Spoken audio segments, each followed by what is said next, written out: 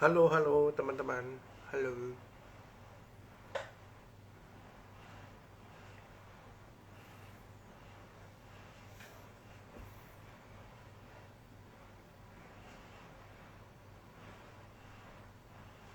Halo, halo teman-teman.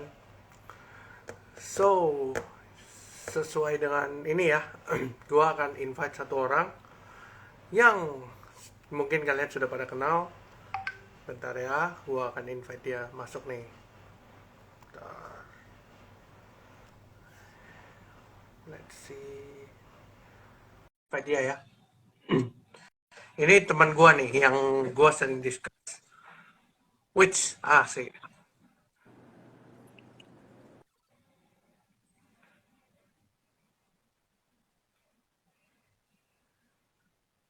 Bill. Pin, dengeran nggak? Wis, mantap. Mantap Suara gua banget ini. kedengeran ya? Jelas, jelas, jelas. Jelas, Bro. Gimana Oke, oke. kabar nih? Porto hari ini Kabar. sehat? Porto sehat. Ya mau gimana lagi? Sehat cuma butuh butuh imunisasi aja. Butuh suntikan Jadi dana jadi ini. kita kenapa? Butuh suntikan dana maksudnya. Oh, saking banyaknya yang bagus ya. Jadi Iya, butuh suntikan dana ya. benar. Terus oh, by the way, ini kita kan santai-santai aja ya. Lebih banyak Iya, ngomongin soal soal full time trader kali ya. ya. Kan gua ada bahas soal full time trader nih.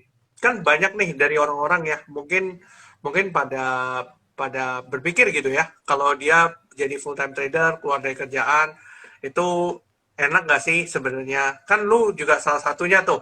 Keluar dari kerjaan jadi full time trader tuh. Menurut lu gimana sih sebenarnya? Eh, Mungkin gini ya, apa? Kalau kalau gua kan sama Arvin sering ngobrol ya, jadi kurang lebih dia tahu tuh dulu gua lulus lulus beres kuliah 2018, gua kerja gitu ya, ngantor ngantor 3 tahun sampai 2021 baru akhirnya resign dan memutuskan untuk nggak kerja lagi gitu. Tapi maksudnya bukan bukan berarti nggak kerja itu terus gua full time trader, tapi karena kebetulan gua lagi cukup fokus sama sama YouTube gua, jadi memang mungkin kerjaannya beda kali ya, berubah kali ya dari yang mungkin kerjaan kantor gitu pindah jadi ngonten. Nah, Hmm. sebenarnya tradingnya itu cuma memang bener-bener kayak karena gue mau belajar sih. Jadi bukan bukan bukan hidupnya tuh bukan nggak 100% dari uang trading aja. Jadi benar-benar memang eh, kalau misalkan teman-teman di sini memang ada kepikiran gitu ya lagi sekarang kerja terus mau mau keluar kerjaan terus mau jadi full time trader sebenarnya kalau kalau gue ya kalau menurut gue akan coba hitung sih return return dari hasil trading lo itu udah bisa lebih besar belum dari eh, gaji yang di kantor atau mungkin at least lebih besar dari kebutuhan lah. Hmm. Kalau misalkan udah di trial mungkin 1 bulan, 2 bulan konsisten, terus lanjut 6 bulan ternyata masih bisa konsisten, menurut gua sih boleh-boleh aja ya kalau misalkan udah cukup terbukti gitu. Oke.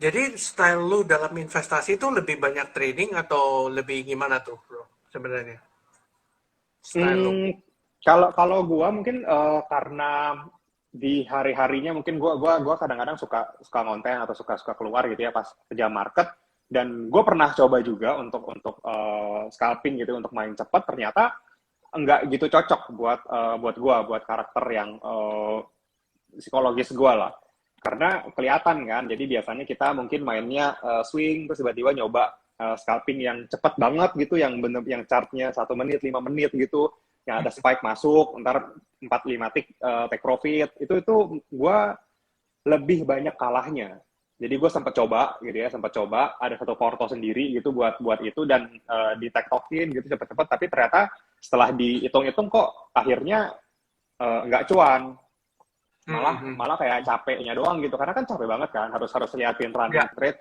masuk ke ya. chart yang time frame kecil tuh benar-benar harus dipantauin dan kita nggak bisa mantauin semuanya palingan mungkin kalau pas ada alert gitu ya pas ada alert masuk kita baru cek gitu kalau misalkan suruh mantau semua kan susah tuh jadi kayak Hmm, hmm. bener-bener itu makan makan waktu sama makan makan tenaga banget ya dan hasilnya nggak optimal kalau di gua mungkin karena gua psikologisnya belum siap lah ke sana. Tapi gue rasa kalau misalkan teman-teman memang ada yang cocok gitu ya, ada yang bisa mantauin volume spike gitu, terus ikutin, nggak grid, nggak FOMO gitu, menurut gue sih bisa-bisa aja. Tapi kalau gue secara keseluruhan sih gue kebanyakan lebih ke swing sih. Jadi beli nanti kalau misalkan support atas bawahnya udah ditembus ya udah buang gitu. Kalau misalkan udah resistennya udah deket-deket resisten, nanti kelihatan volumenya turun ya udah buang juga, take profit. Jadi bener-bener kayak lebih nyantai sih kalau misalkan kita swing kan. Jadi karena pas di awal tuh udah setting Ya, cut loss TP-nya, jadi ntar tinggal dicek pas sore, oh closingnya di bawah support nih, ya udah besok pagi lepas gitu kan. Terus oh udah deket-deket resist nih, terus kita turun ke time frame kecil, ternyata pas belakangan udah mulai ada buangan, ya udah kita lepas juga besoknya. Jadi kayak evaluasinya tuh lebih lebih nggak makan banyak waktu karena kayak malam gitu kan. ya. Jadi sekarang kembali ke pertanyaan ultimate nih, Bill. Hmm. Benar nggak sih Hmm. jadi full time trader itu ya? Maksudnya lo kan trading juga nih. Pasti cuan nggak sih Hmm. menurut lo? Menurut gua itu nggak pasti cuan. Ya even kita orang-orang yang udah ada di level pengalaman gitu ya, yang udah sering kita lihat dia cuan terus, itu juga menurut gua nggak pasti cuan. Ada hari-hari buruk yang ada yang loss gitu. Tapi Hmm, gimana caranya dia itu mungkin bedanya gini sama sama orang pemula. Kalau orang yang jago, dia loss oke. Dia loss anggaplah dari 10 trading plan, dia loss 6. Kan artinya banyakkan loss-nya gitu. Menangnya cuma 40% win rate-nya. Tapi dengan exactly. win rate 40% itu, risk to reward-nya dia udah bener-bener hitung. Jadi gimana Hmm, caranya menang 4 kali, tetap bisa cover loss yang 6 kali itu. Jadi itu bener-bener oh, kayak ya, dari awal tuh udah harus nentuin sih. Oh, gue mau cuan segini, nanti gue risk tolerance gue segini gitu. Nanti setelah dihitung-hitung sampai akhir ujung-ujungnya masih cuan. Jadi tetap sih menurut gue ya win rate bisa 40% aja menurut gue udah bagus sih. Udah win bagus rate banget lah. 40% ya. Udah jago lah. Jadi jangan teman-teman lihat kayak misalkan sering banget kan, mungkin lihat Instagram siapa gitu. Ada tuh kan orang yang jago banget nebak bottom ada kan kita tahu kan, Vin. Jago banget. Ya, Abis nebak bottom, di screenshot tuh chat ya, WA-nya, terus chart IHSG-nya atau chart sahamnya dibuletin. Nah itu ya. bisa tuh. Itu bisa atau nggak bisa aja.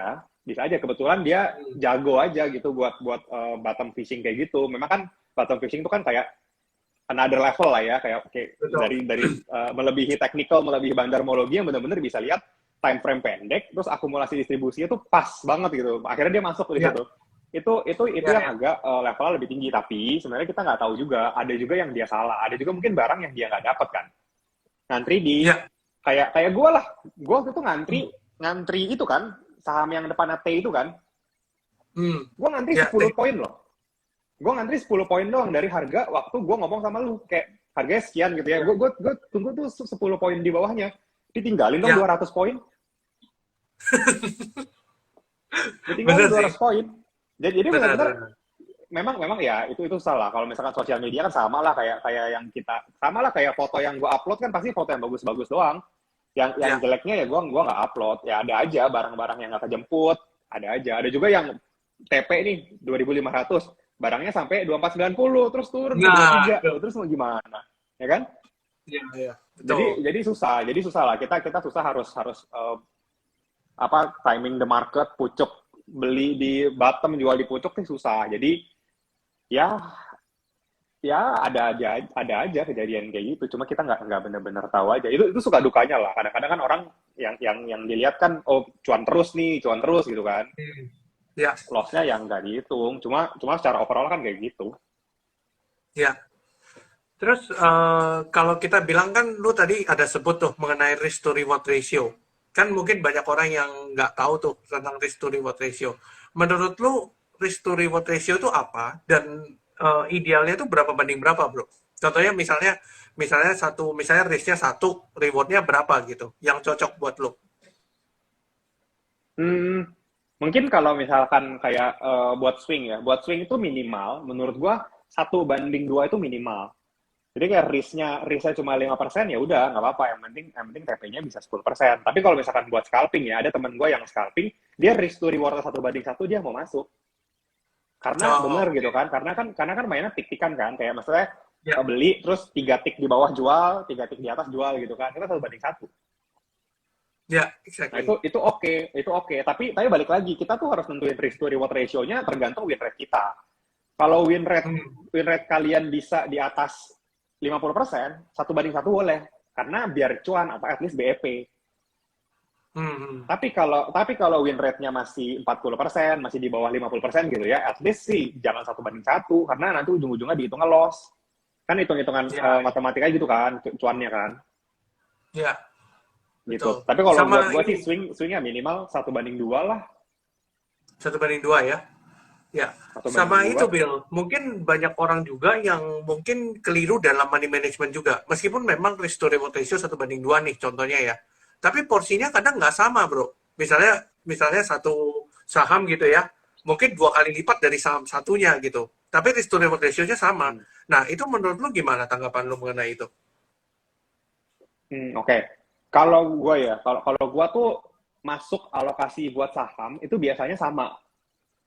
Oke. Biasanya maksudnya 100%-nya sama nih. Walaupun kayak misalkan budget gua 100 gua ada uang 100%, terus masing-masing 10%. Jadi gua ada 10 saham, ya Ya. kan?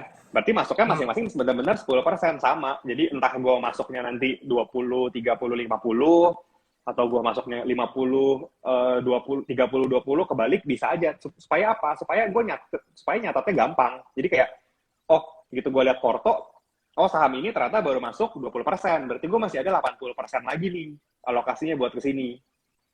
Hmm. Itu, Oke. itu supaya nyatet gampang. Jadi benar-benar kayak nggak ada terlalu overweight ke satu barang gitu ya. Kalau misalkan untuk yang swing trading, beda sama mungkin kalau portonya buat semi invest gitu yang panjang, mungkin lebih kita bisa main alokasi di situ, nggak harus sama. Oke. Ya, ya. Berarti porto alokasi harus sama gitu ya. Jadi lu punya 10 saham ya 10% gitu masing-masing gitu ya. Kurang lebih. Kalau gue gitu, biar itu masalah ngitung sama masalah pencatatan sih. Jadi gue tahu maksudnya yang belum 100% masuk mana gitu kan kadang-kadang lupa kalau misalkan Hmm. kita beli gitu kadang terlalu berat ke satu saham, padahal ada yang lain gitu yang lebih bagus kan, jadi sayang uangnya nyangkutnya di situ Oke, iya iya, benar sih. Nah, gitu. terus mengenai ini juga, Bro. Kan kita sudah bahas nih mengenai portfolio management ya. Kita udah bahas soal risk to reward ratio, trading plan dan sebagainya. Nah, mungkin ada orang-orang yang bertanya nih. Ini mungkin pertanyaan yang juga sering di tempat lu gitu ya. Gimana Hmm. caranya lu screening saham? Kan ada 800 emiten tuh. Mungkin akan berbeda-beda ya setiap orang. Tapi kalau versi lu gimana? Caranya lu untuk tahu nih, oh saham ini potensial. Tapi kan lu nggak mungkin ngecekin satu hari 800 emiten gitu kan. Kan nggak mungkin. Nah, cara lu gimana untuk nge-screening semua itu? Kira-kira gimana? Pertama ya, kalau gue tuh pasti gue bikin universe sendiri sih. Jadi setiap hari tuh gak bener-bener kayak udah Hmm. ke-sort gitu. Kayak mungkin cuma 50-60 saham gitu yang memang harus cukup sering diliatin. Dan itu bisa berubah. Kayak misalkan nih, ada bank digital gitu ya. Bank digital mungkin awalnya isinya tuh cuma Arto, Agro, sama BBYB gitu. Awalnya 3. Hmm. Tapi ada juga bank kecil yang mungkin ada rencana digital, ada rumor ini itu, mau nggak mau kita harus masukin gitu. Ya, Nah, kalau kita oke. masukin lama-lama kan banyak. Nah, kita harus mikir juga, Hmm. ada juga yang harus dikeluarin. Kayak mungkin ngeluarin kayak kemarin gitu ya, ada Bang Aladin gitu. Bang Aladin ternyata secara tren udah nggak bagus. Oh ya udah, kita keluarin. Kita nggak usah sering-sering cek lagi. Sama terus juga kayak agro contohnya gitu ya. Secara teknikal kan memang udah patah uptrend, terus mungkin turun dengan volume yang tinggi, ya kita nggak perlu cek dalam waktu dekat gitu. Tapi ada bank kecil mungkin yang kayak yang naik cukup tinggi hari ini, BGTG gitu ya, BGTG atau Amar gitu ya. Itu kan volumenya cukup bagus tuh, terus naiknya tinggi, itu kita bisa masukin buat tukeran, buat switching.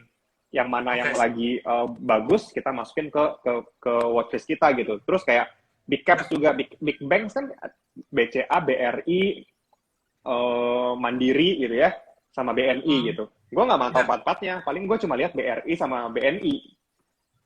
Hmm. buat apa namanya bikin lebih pendek gitu. Terus kayak misalkan ada apa lagi telco, ada Telkom, ISAT, Excel sama Friend gitu ya. Yang sering gue lihat itu Excel sama Friend, Telkom sama ISAT memang kemarin tuh naik tinggi. Ya memang ya udah memang di luar radar gue daripada sok tahu gitu kan, mendingan kita coba yang udah sering kita pantau aja. Jadi kan karena kalau kita sering kita pantau kan ada coretannya kan tuh ya di garis kan. Oh, Ya, ini ada downtrend line. Ada downtrend line, terus downtrend line udah kita kasih alarm kan. Gitu breakout, ya, alarm bunyi nih. Nah, hmm, itu udah lebih oke menurut gua dibanding kayak notifikasinya masuk terus gitu tiap saat gitu. Beli belum tentu malah ngeribetin kan. betul betul. Oke. Gitu. Lu Jadi ada pasti pertama bikin watchlist, terus benar-benar apa yang kita pantau, terus emang benar-benar apa yang lagi rame ya kita mau nggak mau masukin ke watchlist. Watchlist itu bisa ganti terus. Jadi nggak ya, fix. Kalau misalkan emang harus keluar ya kita keluarin. Memang ternyata udah nggak bagus gitu. oke. Kayak kayak gini ya, mungkin kalau di case gua itu gua pernah melihat ada beberapa saham gitu ya. Maksudnya gua Hmm. pantengin terus tuh saham. Jadi kita tahu karakteristiknya lah. Kalau Ya. ini lagi makan begini, ini lagi buang begini, ini lagi ini begini. Nah, itu terjadi juga nggak sih sama lo? Sama nggak sih sama gua?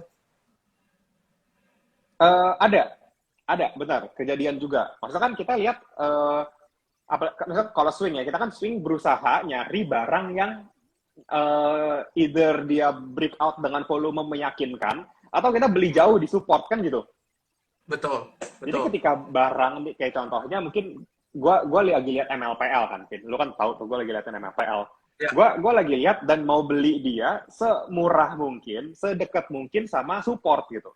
Sekarang kalau Hmm. misalkan supportnya di 320 gitu ya, 320. Nah, berarti kan Ya. kalau kalau kalau kita udah misalkan 320, so kita hitung kalau 340 berarti kan itu kayak 20 poin, 20 per 340 berarti nggak nyampe 10%. Menurut gue di bawah Ya. 10% risknya udah kecil. Dan ketika Ya. dia sudah mendekati support, biasanya gue bakalan lebih sering ngeliatin saham itu. Kayak Oke. apa lagi, Vin? Kayak yang tadi ya, yang tadi kita sempat obrolin ya, Mari ya. Nah, mari. kan Ya. kan gue bilang tuh apa namanya kayaknya beli di sekian sampai sekian menarik nih karena deket banget sama support kan, terus kayak tadi itu Betul. benar-benar sampai 422 kan ya, 422 Hmm. support ininya closing body candle-nya di 420-an kan kemarin-kemarin kan memang ekornya panjang ke bawah tapi closing candle di 420, so kita ambil kalau mau ambil support valid ya kurang lebih di 420 lah ya. Nah, kalau Hmm. misalkan barang di 420 nih, 430 itu kan cuma 10 poin, 10 per 400 gitu, cuma 2,5%. Ya. Menurut Betul. gua itu kayak barang-barang kayak gitu udah layak buat spec buy karena kayak Ya. udah rejection kan. Mungkin beda sama kasus kayak kemarin kita ngobrol agro ya Vin ya. Ya.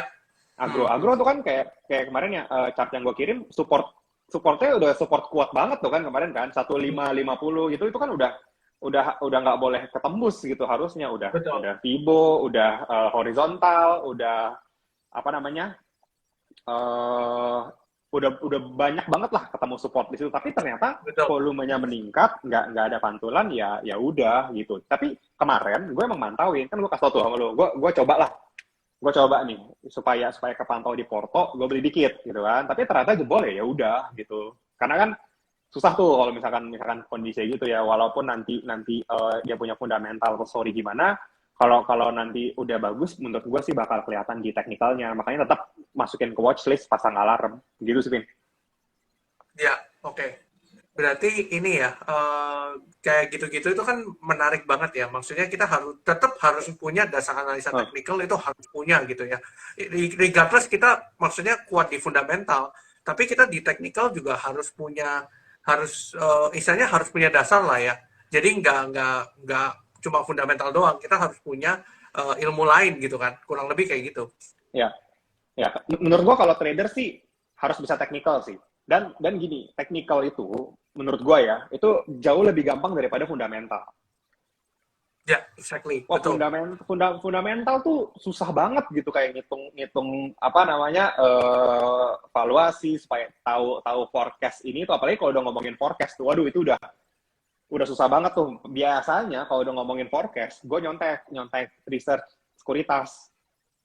Iya, Itu iya. kalau udah ngomongin forecast tuh. Karena susah kan, kayak mungkin info yang dia dapat lebih banyak, terus kita hitungannya dasarnya apa, data-datanya kita susah.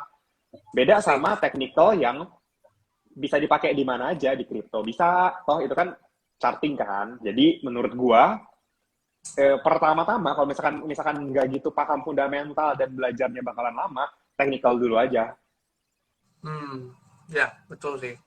Betul. Lu ada gitu. ikutin ini juga nggak sih, bro? Kayak money Apa? flow, mungkin broker-broker beli apa, beli ini, beli itu, lu ada ikutin juga nggak? Ya, gua ada.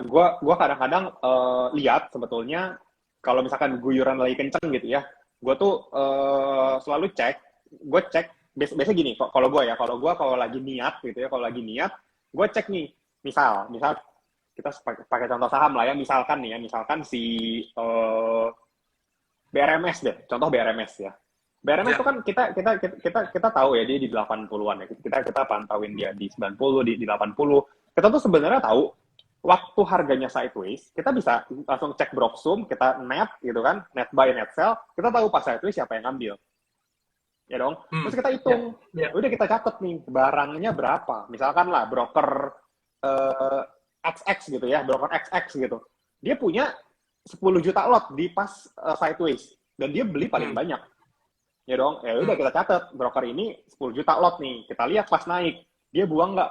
Dia naik atau dia nambah nggak gitu. Kalau misalkan dia nggak buang, berarti kita masih masih bisa ngomong, oh dia aja belum buang. Gua harus khawatir tuh ketika dia buang karena dia punya 10 juta lot nih. Kalau dia haki 10 papan nih. Iya, iya, betul. Jadi Betul. jadi benar-benar jadi benar-benar harus dicek siapa itu punya berapa dan dia lagi ngapain pas sideways ngapain pas naik ngapain pas turun ngapain kalau pas turun kan berarti kan guyurannya kenceng tuh ya berarti kan harus harus orang yang punya barang banyak tuh yang jual nah kita coba tarik Hmm. mundur barang dia berapa banyak kayak Oke. kayak contohnya waktu itu pas gue tuh pernah pakai contoh di webinar ya gue pakai BRMS tuh sempat ARB kayak 2 hari di Hmm. 110 terus habis itu dia naik lagi gitu kan. Nah, itu tuh Ya.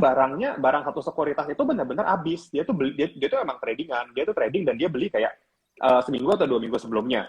Dia beli kurang lebih kayak sekian juta lot ya. Terus di 2 hari itu benar-benar dia buang bersih. Sampai hari kedua barangnya udah habis, udah net sell, itu benar-benar udah nggak ada Hmm. tekanan lagi. Berarti memang kita kalau kayak gitu-gitu jangan keburu fear, tapi malamnya kita coba cek siapa dia buang berapa banyak nih barangnya masih ada sisa atau enggak. Kalau misalkan udah habis, ya ada kemungkinan besok harganya bisa naik, kecuali ada lagi yang guyur. Ya, memang itu kan error lah ya. Itu udah di luar kendali kita lah. Tapi apa kan kita bisa bisa ngitung yang buang ini barangnya sisa berapa. Kalau gue sih lebih lebih ke sana sih. Itu kalau lagi niat. Oke. Itu juga kejadian sama kita ya. Waktu dulu kita discuss ya, lu masih ingat ya? Kita discuss soal BBHI. Lu masih ingat ya? Sekarang kan Ya, udah ya, fenomenal ya. banget kan harganya. Udah orang-orang udah pada notice lah. Waktu itu kita kita tahunya Hmm, kan di harga 3.000 Bro. Waktu itu 3.000 bahkan even ya, lower gitu ya. Kita tahunya even lower karena memang tahu dari Blocksum kan. Gue ada sharing ke lu kan mengenai satu broker ini kok ada pembelian yang ya, aneh dan memang kalau lu cek di RTI kan jumlah pemegang sahamnya kan turun-turun terus tuh. Makin lama makin turun, makin turun, makin turun, makin turun. Nah, itu kan ada indikasi kayak ada akumulasi lah, ada yang ngambilin barang terus. Nah, ya, itu kan kadang itu info-info kayak gitu itu menarik untuk kita kita ulik gitu ya. Kadang ya, kayak, ini BBHI menarik banget gitu ya.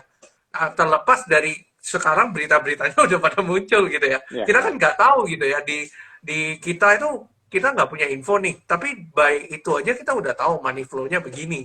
Nah, even kayak ya, agro lah bro, kita ngomong agro berapa hari yang lalu, kan kita bilang nih, ini support kuat banget nih, kita coba spek yuk gitu kan. Tapi masalahnya ya, kita lihat kan buangannya kenceng bener kan. Dari beberapa hari terakhir ini kan buangannya kenceng. Nah, regardless of apa yang terjadi di depan, kita nggak tahu apa gitu ya. Even kita tahu atau kita nggak tahu, tapi jelas teknikalnya kan buangannya kenceng. Terus kita cek Broksumnya juga, lu lihat sendiri ya, kayak buangannya tuh ampun ampun banget dah, nggak ada yang nampung gitu. Nah, menurut ya. lu kayak indikasi-indikasi kayak gitu, menurut lu ada sesuatu nggak sih kayak agro itu bakal ke depan tuh ada berita apa gitu?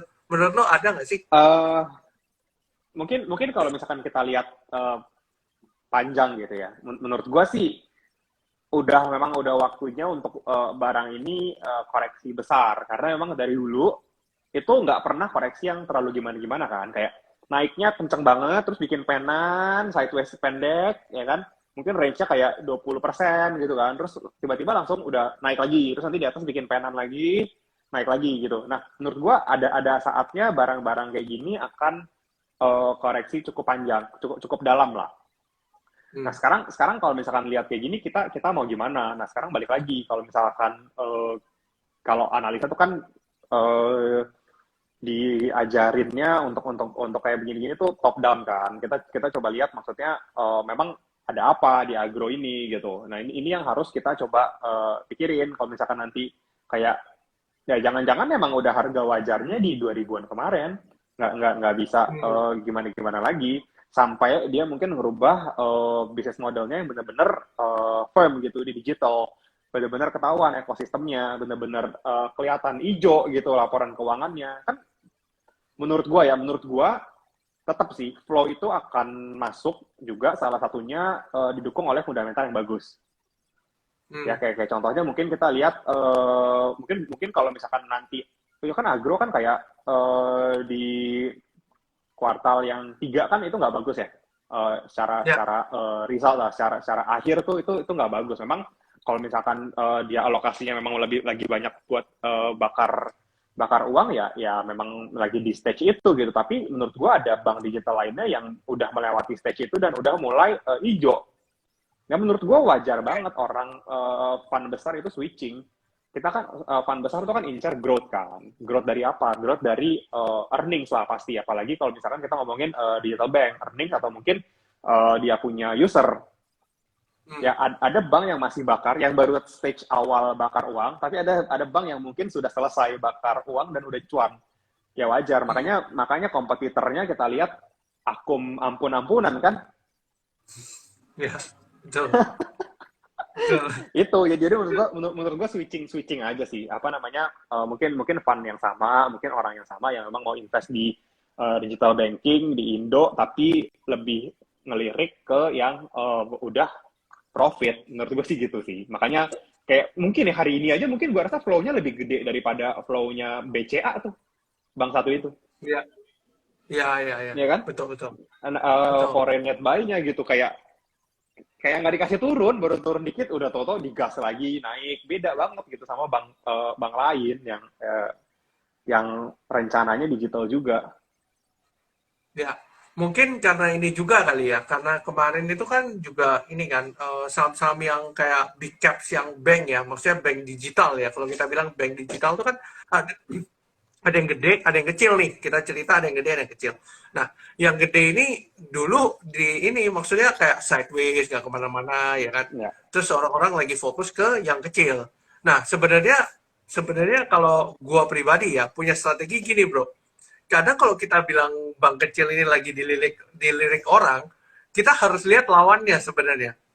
Kadang ya, lawannya ini yang lagi diakumulasi, kayak ya, maksudnya nggak kemana-mana, tapi diambilin terus, orang nggak sadar.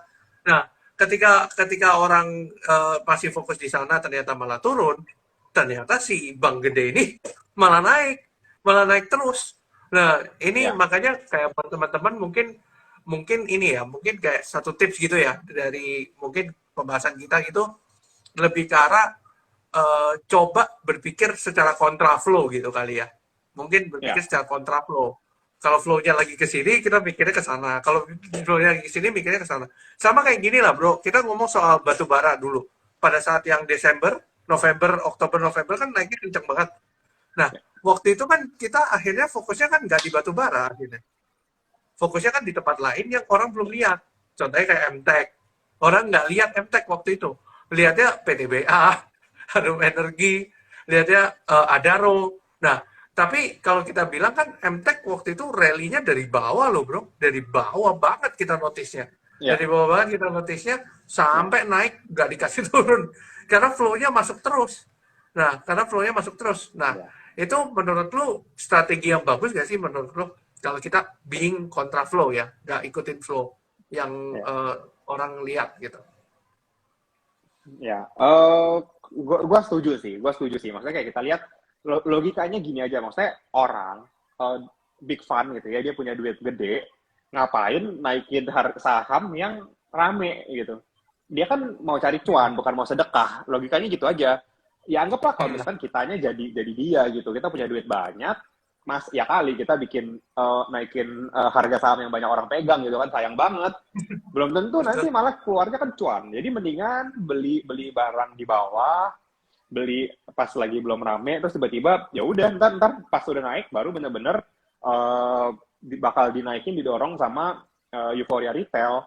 Sama lah kayak maksudnya kita pernah main ini kan, yang dulu tuh mungkin mungkin kalau misalkan kita pindah dari waktu itu kita pindah dari batu bara ke MTek gitu ke Tech gitu, kita dulu pernah pernah lah kontrarian yang paling kontra tuh di semen, inget gak? Semen. Iya. Semen, Bener sih, bener. Bener. semen loh, kita pernah semen. Oh kan padahal logikanya gini kan, semen harga batu bara kan naik, produksi semen Hmm, salah satunya pakai batu bara kan, berarti betul. costnya dia naik dong. Iya, secara betul. secara secara nggak langsung costnya naik ya earning saya bisa turun nih ya, ya entah entah dia punya kontrak apa sama perusahaan batubara, kita itu nanti lah ya ngomonginnya, tapi at least batu baranya naik. Oke, batu baranya Hmm, naik terus, tapi kita harus tahu kalau batu bara kan kontrak futures kan, dan spotnya tuh belum belum tentu segitu gitu loh. Spotnya tuh hmm. belum tentu segitu, Ya, tapi orang kan panik. Orang panik, oh batu bara naik nih. Mungkin mungkin terpengaruh, mungkin. Tapi ada kemungkinan juga perusahaan semen itu kerjasama loh, kontrak loh harganya. Nggak mau ngikutin hmm, futures loh. Spotnya beda. hmm. Ya, Pas itu harganya hancur-hancuran kan. Tapi ya. entah Betul. kenapa, waktu itu kita ngobrol, kita lihat, oh ini akum nih. Ini ada yang Ya. ngambilin barang nih. Oh ini disupport nih, risknya kecil. Ya Betul. orang-orang lagi rame kemana, ya entah kenapa kita beli aja waktu itu kan, kita belinya Ya. INTP sama SNGR lah waktu itu lah ngobrolnya, Dua memang itu ya. dua-duanya masuknya di situ. Nah terus Iya. ya entah kenapa ya entah kebetulan atau gimana, ternyata ternyata rally juga gitu saat orang-orang lagi nggak kesana sama sekali gitu kan. Bahkan banyak kan Betul. kalau kita ngomong kan, kita ngobrol sama orang gitu ya, wah ini kayak bagus nih, terus orang bilang oh enggak lah itu mah ya gitu kan, ya tapi gimana kita lihatnya akumulasi kok Betul. gitu Betul. kan, sering banget gitu. Jadi menurut gue sih memang kadang-kadang jadi kontrarian itu jadi suatu pilihan yang bagus sih. Sama kayak apa tuh saham yang pokoknya saham udah dihujat, dihina-hina, nah itu siap-siap. Kan Bener. itu Itu lu kan. kan yang sering nyontohin. Iya, itu kan kita pernah ngomong soal Bukalapak sama Friend. Kalau lu ingat beberapa Ya, minggu yang lalu gue bilang kan, wih ini menarik nih, Bukalapak sama Friend. Even nggak tahu ya, maksudnya ceritanya apa, kita nggak pernah tahu nih. Ceritanya apa, kita kan nggak tahu. Coba kita kan ngomong, ya, Bukalapak sama Friend ini nih, dihujat-hujat nih, ya kan? Dihujat-hujat gak karu-karuan kan, ya, gitu. Nah, kita bilang, apa kita coba being kontrarian aja, beli di support kan? Toh juga risk kecil. Kita anggapannya ya sudahlah minus cuma 2 sampai 3%. Ya udah gitu. Maksudnya masuk aja gitu. Siapa tahu ya kan. Siapa tahu dia ke atas karena profitnya 10%, risknya cuma 3%. Kan ya, gitu kan. Nah, apalagi disertai dengan akumulasi kan gitu. betul. Ketika akumulasi di sideways itu kan kalau harga nggak dikasih turun tuh kan udah, maksudnya penurunannya udah terbatas lah. Atau dia memang probably waktu kemarin distribusi ganti supir kan gitu. Kadang Betul. kan ganti supir. Nah, istilahnya tuh ganti supir gitu. Mungkin banyak orang yang nggak ngerti gitu ya. Maksudnya, ya itu yang contoh paling ekstrim yang kita cerita tuh bro, semen. itu Ya, itu itu yang paling ekstrim ya. Di mana batu bara naik, secara fundamental sudah nggak masuk akal gitu ya. Kenapa lu beli semen, batu bara naik? Tapi ya apa yang terjadi ya flow masuk ke sana masih sideways nggak kemana-mana, orang nggak lihat, ya udah naik aja. Nah ketika ya, orang sudah naik, orang baru FOMO kan, kayak INTP semen Gresik, dia baru masuk ya, di ujung, ketika balik ya udah hancur-hancuran. Kayak kita lihat SNGR, gue sekarang ya, personally nggak lihat sama sekali, karena memang ya, distribusinya nggak karu-karuan dan memang nggak ini aja, nggak akum aja gitu. ya, betul. Gitu kan. Ya, Terus betul. Jadi kadang-kadang memang kita perlu ngelihat yang mulai-mulai dilupakan lah. Ya sama kayak waktu itu Arto juga kan tiba-tiba banyak yang hujat kan pas turun ke 15.000 kan.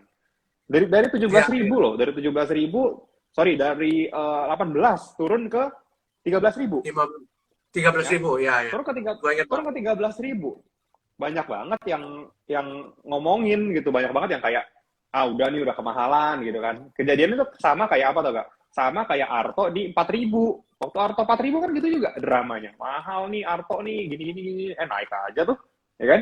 Iya, betul. Pas turun dari 18 ke 13, turun dari 18 ke 13.000 tuh heboh banget, turun goceng. Iya, Padahal betul. naiknya udah dari berapa, Vin? Naiknya udah dari 1.000, dari berapa ratus. Naiknya udah dari, ya anggaplah dari awal tahun gitu ya, dari 2000-an. Ya Betul. 2000, 3000, ya kan? Naiknya udah ke 18.000, terus orang turun goceng kayak langsung dihujat-hujat gitu. Ya kita gini sih, menurut gua sih kita tetap harus objektif aja. Ketika ntar kita lihat memang ada yang keluar, ya udah kita keluar dulu. Ketika Hmm, pengendali betul. lagi cuci barang, ya kita keluar dulu karena kita nggak pernah tahu nih mau dibawa sampai berapa. Ingat loh, 18.000, dia jual di 13.000 juga dia cuan, orang dia ngambil di 4.000, Iya, betul. ya kan?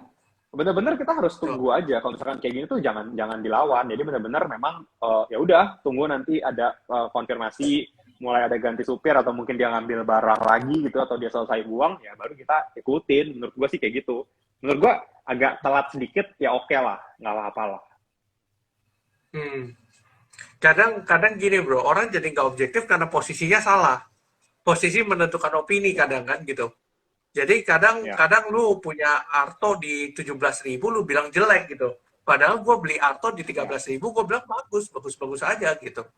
Nah, jadi ya benar. emang kadang kadang seperti itu gitu loh. Dimana lu kadang punya posisi di mana ya lu harus objektif aja. Ketika udah kena stop loss lu ya sudah gitu. Kadang-kadang ya memang Ya, ada porsi yang harus kita relakan untuk dapat cuan yang lebih banyak gitu loh. Jadi ya, betul. jadi buat teman-teman ya stop loss tuh biasa ya. Buat kita kan biasa ya, Bill ya. Kita sering banget stop loss sebenarnya. Ya, Tapi orang nggak tahu sering, aja sering. gitu loh. Kadang kadang kita sering juga stop Hmm, loss memang cuma 2-3%. Ya kita kan tergantung kan. Kalau lu ngambil posisi di support memang risk kecil kan ya ya sudah gitu. Kadang kadang orang juga ya, maksudnya terlalu muluk-muluk gitu loh bro. Dari target terlalu ya, muluk-muluk. Kadang-kadang mungkin dengar gitu ya bro ya. Kan kita sering dengar rumor lah. Kita kan nggak menutup kemungkinan. Kita sering banget dengar rumor ini mau dibawa ke segini, ini mau dibawa ke segini, ini mau dibawa ke segini. Tapi kan ya, nyatanya misalnya contoh satu saham mau diterbangin ke 200, harganya cuma 80 90 misalnya. Contoh ya. Nah, hmm, kita kan tahu upside-nya 2 kali lipat. Tapi kalau dibawa ke gocap dulu orang siap nggak? Gitu. Nah, kadang orang nggak siapnya di situ. Ketika dia udah hmm, tek masuk posisi kebanyakan, pas masuk ya, kebanyakan ternyata pas pas di bawah turun nggak ada cash kan gitu. ya, betul, Nah, betul, betul. nah kalau lu sendiri, lu kalau dalam trading ya, ini gue cerita dalam bentuk trading nih. Lu ada nggak sih spare cash yang memang lu udah siapin gitu? Misalnya contoh 100% porto, lu ada cash cadangan gitu. Atau lu tradingin semua. Jadi semua di dalam bentuk saham. Gimana tuh?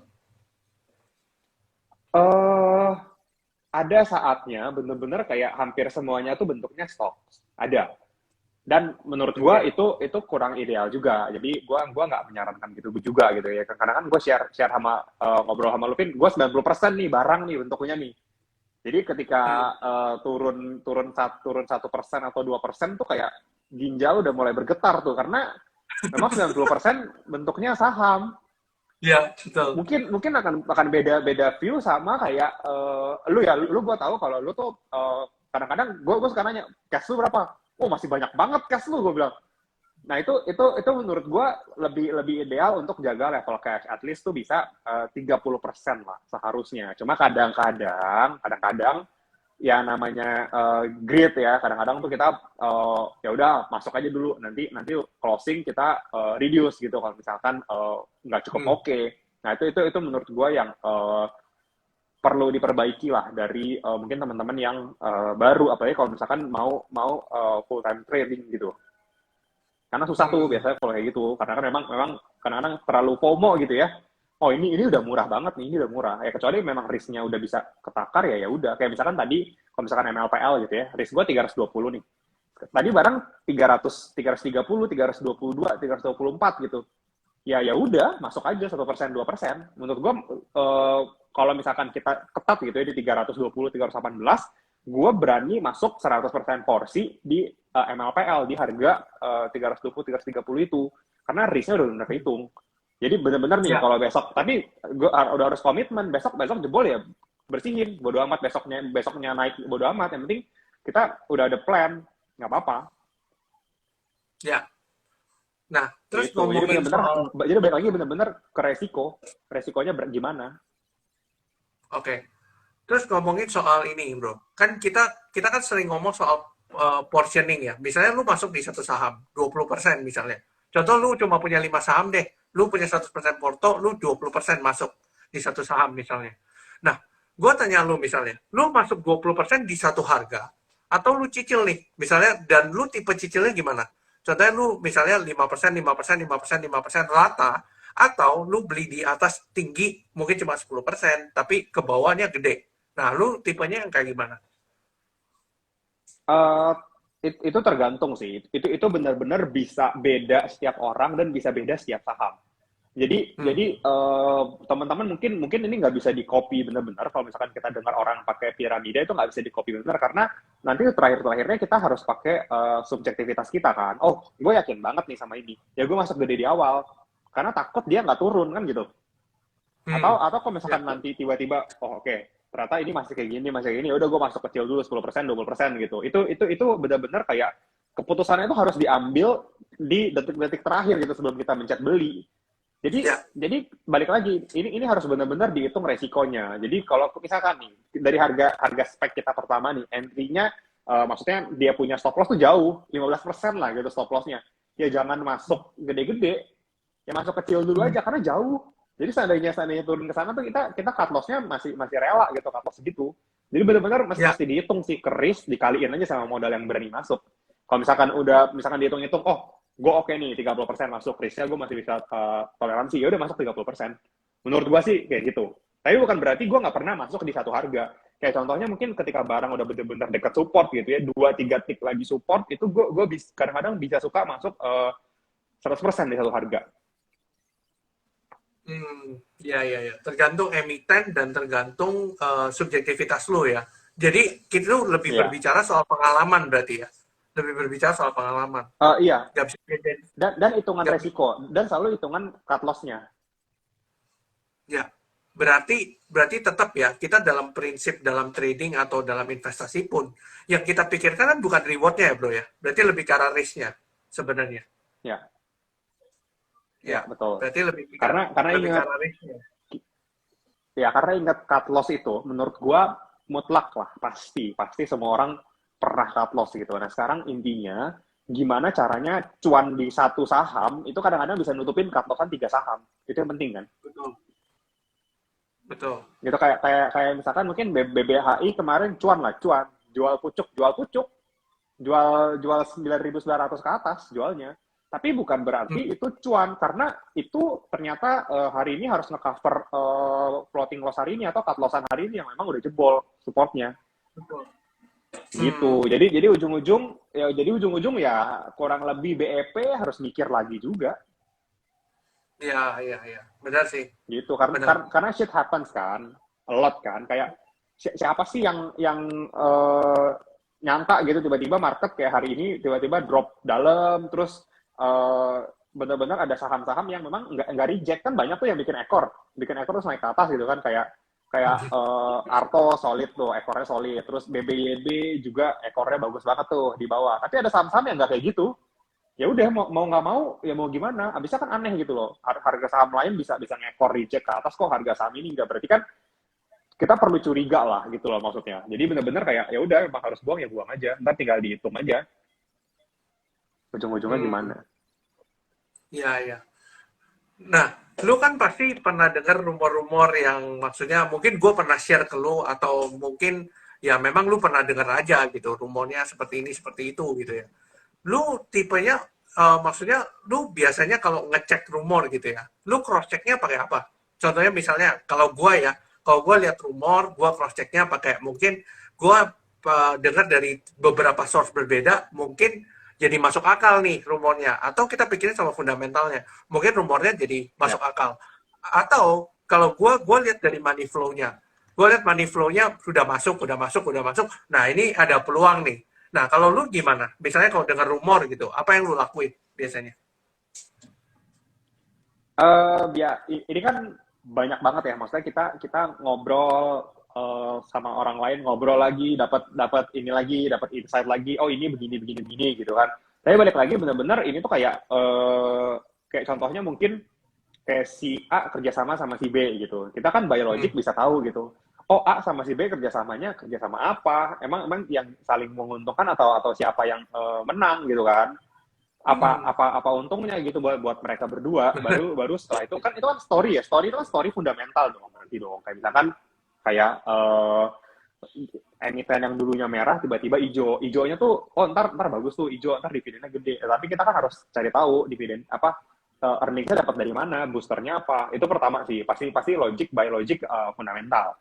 Baru setelah itu kalau misalkan masuk akal nih, nanti ternyata dia kerjasamanya gini, nanti sama-sama cuan nih, akhirnya gini, oke, ya udah baru kita kasih effort lebih buat cekin akumulasi distribusi sama teknikalnya. Menurut gua sih by logic aja, kira-kira kayak misalkan contoh nih ya, gua ngomong nih misalkan kayak Bex misalkan, Bex kerjasama sama Amazon, kemarin kan keluar beritanya gitu, ya kan?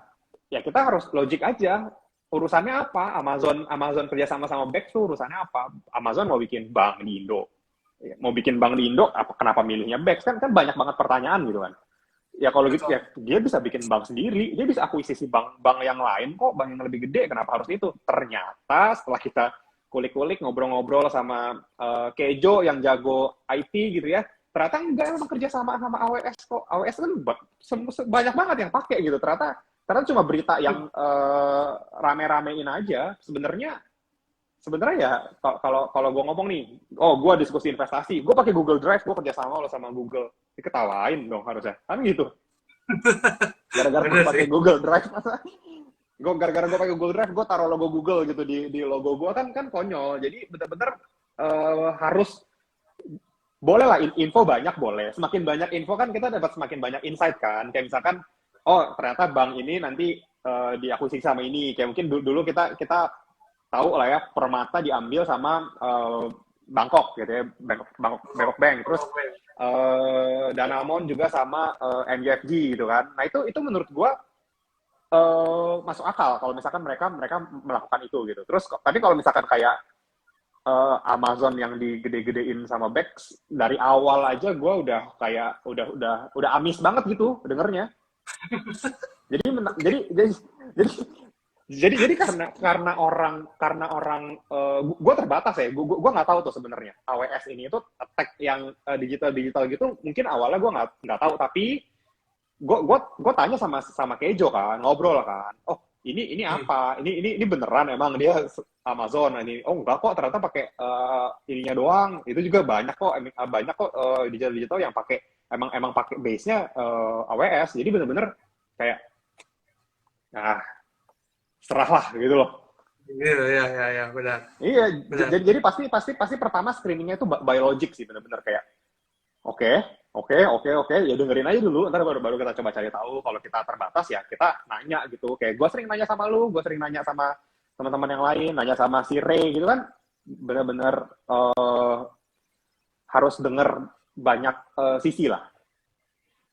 Ya, betul. Gitu. Jangan denger dari sisi yang punya barang banyak, itu bagus banget biasanya. Itu selalu bagus tuh. Benar sih, benar. Biasanya lebih condong ke satu sisi gitu ya, meskipun jelek banget dia punya technical, tetap aja masih bagus gitu kan. Tetap dibilang bagus, mau gimana pun dibilang bagus. Padahal ya mungkin nggak kayak begitu kelihatannya kenyataannya. Jadi benar-benar harus tanya pihak ketiga yang memang cukup netral lah. Jadi benar-benar bisa kasih view yang pas, dan pastiin nanya sama orang yang benar, yang udah tahu gitu loh di bidang itu.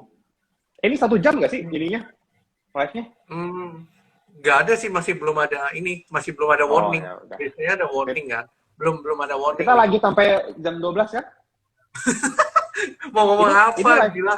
ini live IG-nya bagus loh, sampai disediain cemilan loh ini. Disponsori oleh Mayora ya. Disponsori oleh Mayora. By the way, kita nggak endorse saham apapun ya. Pokoknya apa yang kita ngomong di sini disclaimer on anyway. Enggak. So keputusan ya di tangan kalian sendiri. Jadi basically ya kalian mau tanya apa boleh, tapi kita jawabnya adalah berdasarkan perspektif kita gitu ya. Karena perspektif orang lain akan berbeda lagi. Jadi mungkin kalau teman-teman mau tanya silakan ya di question box saja. Jangan baca di chat karena banyak banget. Eh, Terus ini Bill, kita ngomong soal bank digital ya. Kita ngomong soal bank digital, bank ya, digital-digitalan yang lagi rame banget gitu ya, lagi rame terakhir-terakhir ini. Menurut lu masih ada kelanjutan nggak sih ceritanya di tahun ini? Menurut lu? Eh, Kayak menurut gue bank digital yang benar-benar digital tuh nantinya nggak akan terlalu banyak sih. Mungkin 3 atau 4 aja itu udah maksimal sih yang bakal benar-benar menguasai di Indo. Karena logik aja, gue punya satu bank digital nih di handphone. Masa sih gue punya 4 gitu loh di handphone gue. Terus Betul. kayak 4-4-nya masa gue pakai, masa 4-4-nya ada duit gitu kan? Kan nggak mungkin. Paling Benar. gue terbatas pakai 1 atau 2 atau mungkin 3 kalau misalkan memang mereka lagi rebutan customer gitu buat jadi kasih promo terus kan. Mungkin itu Betul. bakalan menarik. Tapi ketika nanti banknya udah mature, udah customer base-nya udah bagus, udah nggak perlu promo, lama kelamaan mungkin gue malah nggak akan terlalu pakai itu gitu karena ada yang lain yang lebih menarik kayak mungkin kayak e-wallet kan. Dulu Gojek banyak promonya, terus habis itu Dana juga banyak. Gue pindah ke Dana. Terus Shopee Pay banyak, gue pindah ke Shopee Pay. Dana udah kosong gitu kan. Jadi menurut gue sama sih, ntar konsepnya akan ada giant big bank saja yang memang bakalan menguasai 80% pasar menurut gue sih gitu. Tapi bukan berarti bank yang lain gue nggak punya, tapi gue punya account, tapi mungkin gue nggak punya nggak taruh uang di situ. Dan itu kan yang selalu dibilang sama mereka kan zero cost of fund kan. Selalu kan yang dibilang mereka dapat uang murah, mereka nggak perlu kasih bunga, tapi mereka ada dana idle gitu di sana. Ya emang sekarang ada di GoPay ada, di Shopee Pay ada, di OVO juga ada, tapi kan jumlahnya nggak banyak. Ya makin gua nggak pakai kan makin sedikit, cuma buat ngabisin. Jadi ujung-ujungnya sih bener-bener bakalan nggak bersisa banyak sih. Menurut gua gitu. Oke. Oke. Kalau kita bilang kan lu bilang 4 bank digital ya, yang cukup maksudnya akan menguasai 80% transaksi di Indo gitu ya, untuk bank digitalnya. Kalau kita tahu kan, yang pasti jelas tuh kan Bank Jago, ini udah pasti. Nah, menurut lu, jagoan lu nih, 3 lainnya ini apa? Menurut lu, kira-kira 3 yang lainnya. Oh, mungkin sejauh ini yang bisa yang mungkin akan kelihatan benar-benar niat gitu mungkin BBYB sih. Oke, Mungkin BBYB. BBYB Blue sama mungkin satu lagi kalau misalkan nggak ada apa mungkin Agro sih bakalan seru sih kalau misalkan nanti benar-benar di develop gitu ya. Karena menurut gua kayak masing-masing udah punya customer base aja, udah punya kayak udah duluan gitu. Jadi sekarang tinggal tergantung bank mana yang mau bakar duit lebih banyak buat ngambil customer dari bank lain. Itu aja sih. Oke, berarti lebih ke arah Dan ini ya. Kan swasta udah ada dan nih, 3 BUMN ini uh, harus punya kan gitu. Ekosistemnya agro ya ini kan harus ada gitu. betul. Menurut gua sih agro bisa sih. Hmm. Agro harusnya Mungkin bisa. Kalau enggak menurut gua ini bukan masalah company lagi. Menurut gua ini masalah muka aja sih, gengsi aja sih. Masa sih nggak ada gitu kan dari ya, pemerintah. benar. Jadi bank digital yang lebih fokus ke ini ya, BUMN ya. Kalau kita bilang kan apa namanya, agro itu kan sama link aja kan. Yang teman Ya. dekatnya itu kan link aja. Nah, mungkin mereka lebih ke arah integrasinya ke sana sama Pertamina dan teman-temannya itu ya, mau jadikan bank Nah itu, digital. yang lu bilang tadi, dia kan punya Pertamina kan. Dia pasti sama-sama BUMN lah. Nanti once mereka ngomong Pertamina cuma bisa pakai Bang Raya, kita mau gimana? Masa kita nggak beli di Pertamina? Iya, iya. Mau nggak Bener mau sih. kan? Mau nggak mau. Bener. Jadi mereka tuh benar-benar punya kuncian banyak. Kalau menurut gua Ya, si pemerintah ini, karena dia punya ini tuh bisa bisa banyak. Tapi itu bisa jadi kena undang-undang monopoli juga ya. Gua nggak tahu. Tapi itu gua rasa bisa diatur lah. Maksudnya bukan bisa diatur gimana, bisa kayak misalkan lu dikasih promo aja atau kasih jalur jalur cepet nih yang pakai bank gituan. Ya gue pakai mau nggak mau kan. Jadi ya, akhirnya ya, begitu. betul. Menurut gue sih kayak ya lu bisa koneksi sama sama Telkom sama punya WiFi pulsa ini tuh menurut gue bisa sih bisa. Jadi bener-bener sekarang ya cari cari best price aja. Nanti ketika udah di bawah udah mulai ada kelihatan akumulasi, menurut gue menarik sih. Oke. Oke, kita udah bahas cukup banyak ya, dari money Ya, management, psikologi trading, portioning, semuanya risk to reward ratio, hampir semua kita udah bahas ya. Jadi ya, gua akan tanya lu ini nih, yang ada di question box yang ada di sini nih. Banyak ya, ya, orang ya. yang tanya soal BBYB. Banyak orang yang tanya soal BBYB.